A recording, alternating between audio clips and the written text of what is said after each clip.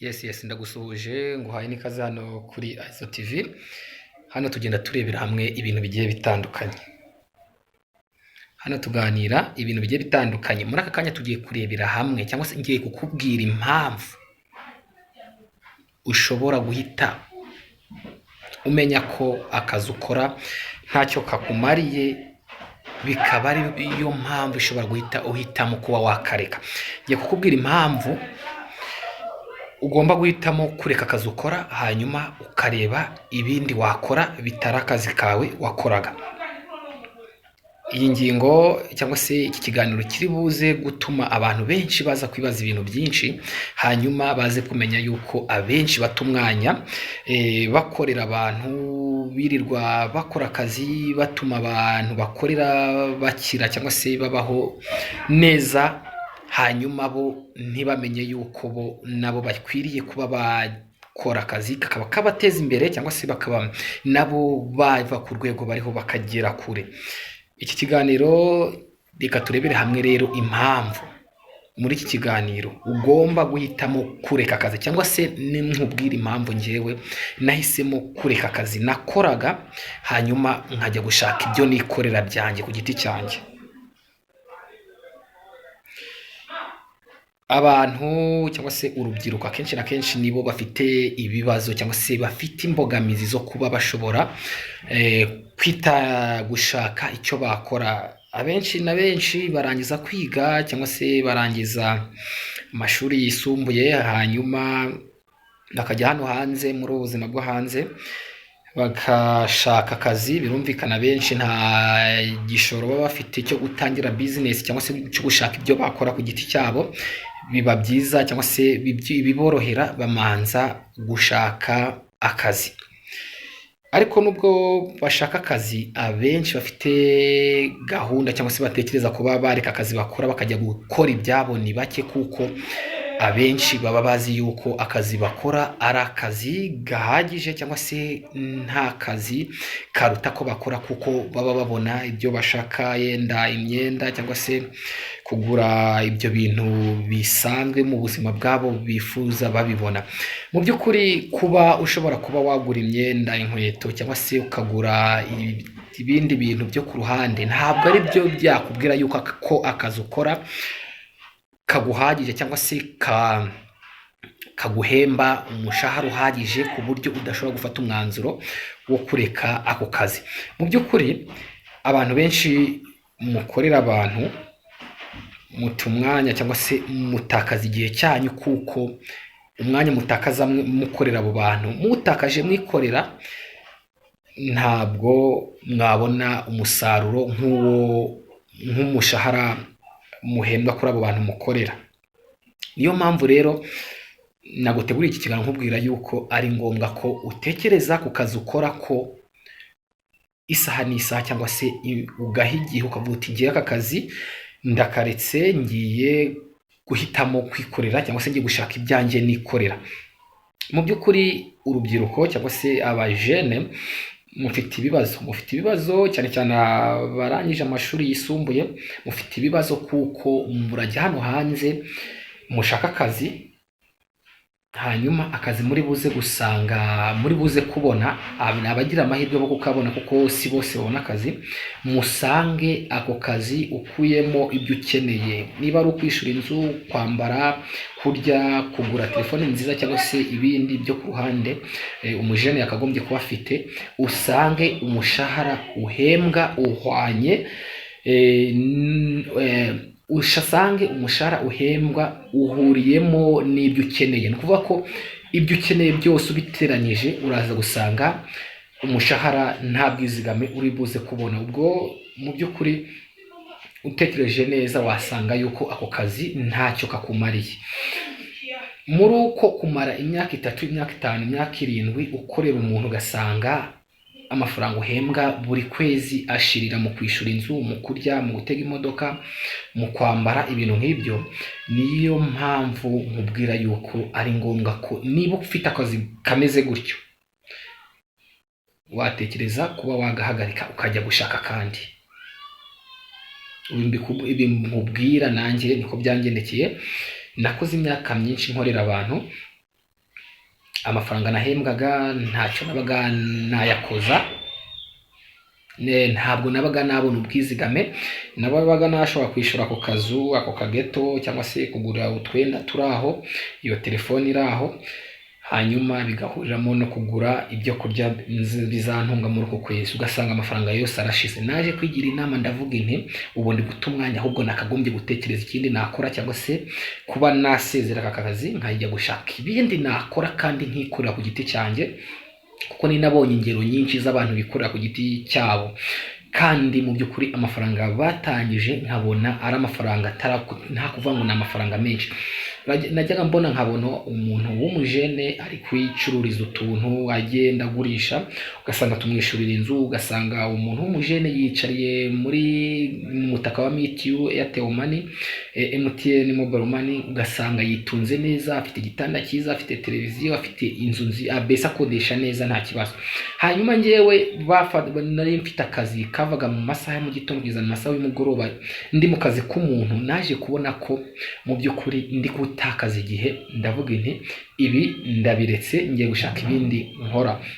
Nawe rero niba ufite akazi nk'ako ngako kaguhemba amafaranga, ukabona nta bwizigame cyangwa se ntabwo ushobora kuzava mu bukode, cyangwa se ntabwo ushobora kuzagura ikintu, nibura nabo uzabyara bavuga bati data nyamara ageze kuri iki.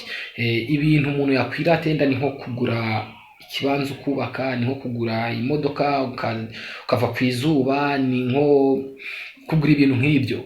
Iyo ukora ukabona bizagutwara imyaka n'imyaka utarabona n'ikibanza cyo mu cyaro, ubwo mu by'ukuri ako kazi uri kugakoramo iki? Wabasezeye ugafata inzira, niba ari gusubira iwanyu mu cyaro, niba uri mu mujyi ugasubira iwanyu mu cyaro, ugafata isuka ukagana ubuhinzi, ukorora amatungo yose abaho, amagufi, amatungo magufi, amatungo manini, inka, ingurube, ihene, byose ukabyorora.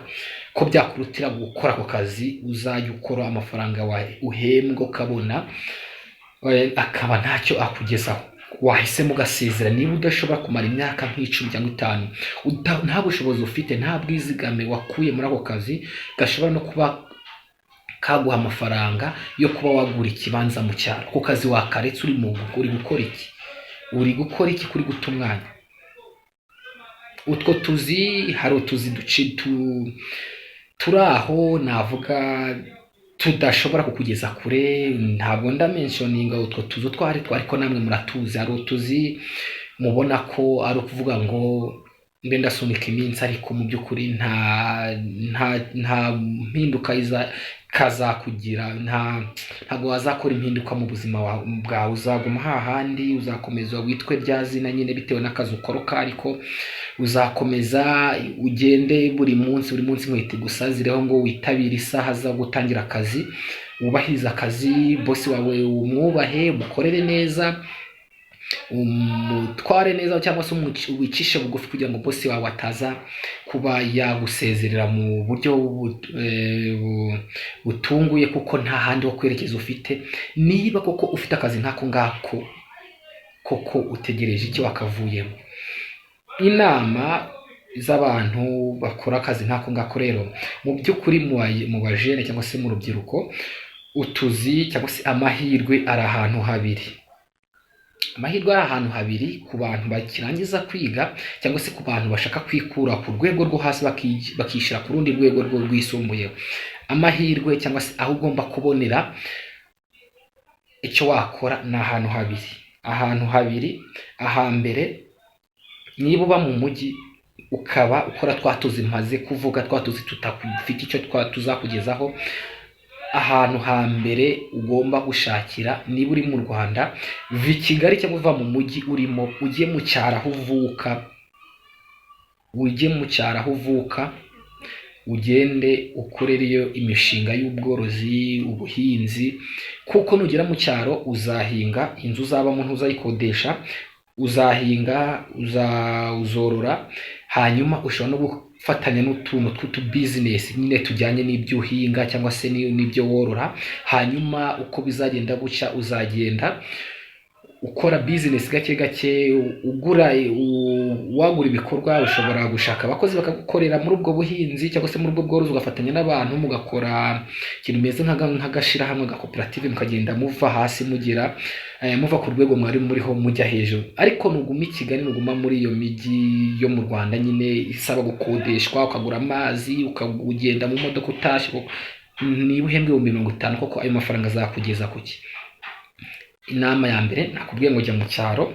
Inama ya kabiri, niba ushaka guhindura ubuzima bwawe, va mu Rwanda ujye mu kindi gihugu. Ubwo ndi kubwira aba bantu bafite twatuzi tudafite icyo twabamarira. Nuva mu Rwanda ukajya mu kindi gihugu, ndakubwiza ukuri, hanze y'u Rwanda hari amahirwe menshi ku bantu bari gushakisha ubuzima. Hanze y'u Rwanda hari amahirwe menshi mwe mutazi, mugezeyo mwayabona.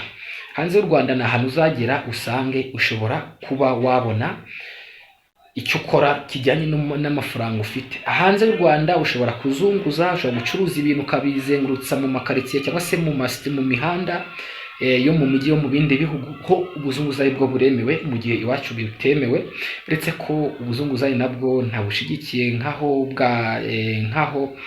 ntabwo mbushigikiye. Ariko mu by'ukuri niba ugiye hanze ukaba ufite ubushobozi bwo kuba wacuruza akantu gaciriritse, ushobora no kugura amagi ukayateka ukajya ukayakatisha kuri street yo mu bindi bihugu. Urumva ko iyo ni avantage. Ushobora kugera hanze ugasanga hari imirimo y'amaboko myinshi abandi badakora cyangwa se baca amazi, wowe ugasanga iyo mirimo yagutunga kandi yakugeza kure, ukahita uyikora.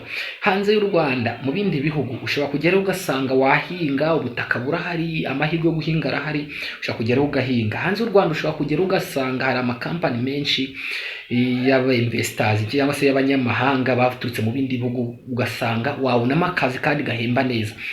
Urumva rero wowe niba uri mu Rwanda cyangwa se uri i Kigali, uri mu yindi mijyi, ugasanga ubuzima burakugoye kandi mu by'ukuri umaze imyaka myinshi ukorera abantu, amafaranga baguhembwa ukabona ko ntaha kuvana ntaha kugeza, naguhaye inama y'uko wamenya ubwenge bwo gutekereza kure, ugafata urugendo ukava aho uri ukajya ahandi. Twebwe niko twabigenje.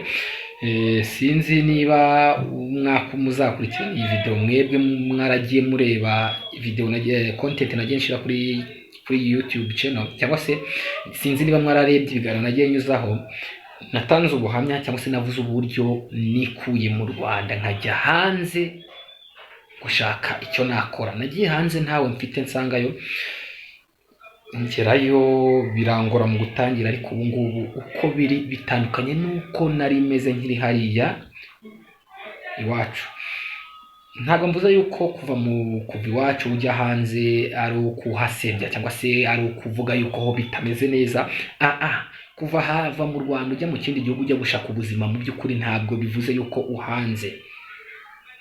Twese ntabwo twashakira ubuzima mu gihugu cyacu. Wajya n'ahandi ukareba amahirwe ahari ukaba wayabyaza umusaruro. Wowe mu by'ukuri niba umaze imyaka 7, imyaka 8 ukiri gukatakata, uri gukuburira abantu, uri gukoropera abantu, uri gucunga imitekano y'abakire, mu by'ukuri bari kuguhemba amafaranga utanavamo n'amafaranga yagura ihene, utabona n'amafaranga y'ubwizigame ku kwezi yagura nibura inkoko cyangwa se urukwavu. Mu by'ukuri ako kazi inama nakubwira ni ukugatera ishoti tukahita ugenda ugashaka kandi gace werekezamo. Isi ni ngari, mu cyaro wahakorera, wakorora, wakora n'ibindi, ariko bikakurutira ako kazi umaze imyaka 10 n'ingahe katarakugeza aho ugera. Hanze y'u Rwanda mu bindi bihugu, Uganda, Kampala, hehe, Tanzania, hose ibindi bihugu bigiye bitandukanye, za Congo, za Ethiopia, za Mozambique, hehe hose aho hose uhageze, nkubwiye ko amahirwe ariyo, hatabura amahirwe ahari mu Rwanda adahari. Ni kuvuga ko hanze y'u Rwanda hari amahirwe ahari utabona mu Rwanda, no mu Rwanda hari amahirwe ahari utabona hanze. Niba rero amahirwe yo mu Rwanda uyashatse akabura, shakira hanze y'u Rwanda ujye kureba amahirwe ariyo utabonye mu Rwanda. Ndatekereza ko biri kumvikana kandi koko ibi cyangwa se ibi mvuze, iki kiganiro kuba ngikoze ntabwo ngikoze mu bundi buryo yenda ngamije ibindi, ni nk'ubuhamya mbaha, cyangwa se ni nko kubanushiraho kwibanga. Nababwiye ko hanze hari amahirwe, uri kumva ubwo yumvishe, nubwo bwose kugera hanze bigoye, kugera hanze bisaba ibintu byinshi, bisaba ubufasha cyangwa se bisaba kuba ufite connection, ariko mu by'ukuri abantu bose bajya hanze ntabwo bajya bafite connection. Tekereza urebe uburyo uzigezayo, kuko twese twigejejeyo, ntaba tugejejeyo, turoshakirayo uko biri kose. Ubu ngubu turanyuzwe, cyangwa se tubona bitandukanye nk'uko twari tumeze tukiri hariya, cyangwa se tukiri mu rugo iwacu. Ntabwo kuba twaravuye iwacu twajya gushakira hanze y'u Rwanda bivuze yuko iwacu mu Rwanda tuhanze. Iwacu mu Rwanda turahemera, cyangwa se turahakunda, ndetse n'ibyo dushakira hanze y'u Rwanda tubishora iwacu, cyangwa se ibikorwa tubikorera iwacu. Kuko niba ugiye muri Kenya ukashakira amafaranga ukayabona, ntabwo uzubaka inzu muri Kenya, ahubwo uzajya iwanyu wubake aho uvuka, wubake neza, ababyeyi wubakire, barumuna bawe barihira ishuri, cyangwa se utubazo twinshi two mu mafamiye yawe yanyu ugende udukemura uko ushoboye. Urumva ko ntabwo ari ukuvuga yuko iwacu twahatiye umugongo, turahemera, cyangwa se ubwo abatabahemera simbazi, ariko abenshi cyangwa se twese turahemera. Iki kiganiro kigenewe abakigenewe mwebwe muri gushakisha, cyangwa se mumaze igihe kirekire muri gushakisha, mugapfundikanya, mugakubita hirya no hino bikanga, mukaba mumaze imyaka yose mushakisha bibyaranze, ariko mu by'ukuri mukabona ko nta kizero cyo kuzivana ku rwego muriho ngo mugere ku rundi mu buryo buboroheye. Mutekereze ibyo navuze haruguru. Navuze ko amahirwe ari mu cyaro. Mu cyaro niho hantu hari ibintu by'ubuntu, hari inzu z'ubuntu, hari amazi y'ubuntu, n'ibiryo navuga ko ari iby'ubuntu kuko ubiva mu isambu, kandi isambu abenshi bafite amasambu. Mu cyaro hari iyo byose, ushobora kubura ibyo urya ukajya kuri nyogosenge, ukajya kuri mushiki wawe, ukajya hehe bakaguhereza ukarya ukaramuka, bitandukanye no mu mujyi. Niba rero uvuye mu mujyi ukajya mu cyaro, ugatangirira kuri zeru, gake gake ushobora kuzamuka. Niba byanze kujya mu cyaro, shaka ahandi hantu nko mu kindi gihugu ujyamo, ureba amahirwe ariyo, uyabyaza umusaruro. Abumva bumvishe, cyangwa se ibyo navuze birumvikana. Iki kiganiro ubundi cyavugaga giti: impamvu ushobora kureka akazi wakoraga ugatangira ugashaka ibindi wakora, kuko akazi umaze imyaka myinshi ukora ntacyo kakugejejeho, cyangwa se ntacyo kazakugezaho. Niyo mpamvu rero nakugiraga inama yo kuba wagatera ishoti ukakareka, kuko icyo uzakora ukamara imyaka 10 nta kintu wabonyemo, cyangwa se nta kintu wakwirata mu bandi uti ngiye nageze kuri iki mu myaka 10. Niyo mpamvu nkubwira ngo ako kazi kareke, kuko n'abandi bagenda batureka, cyangwa se nutanakareka uzarinda usaza gutyo. Imyaka ari ituma ukareka, urumva ariko nusaza nta kintu wizigamiye, urumva ko uzaba warapanze nabi. Iki kiganiro ndatekereza ko abenshi, cyangwa se abari buze kukibona, bari buze kubona ko twakagombye kungurana inama, cyangwa se twakagombye kureba icyo twakora tukava aho turi tukajya ku yindi step, twava kuri step yo hasi tukajya kuri step yo hejuru.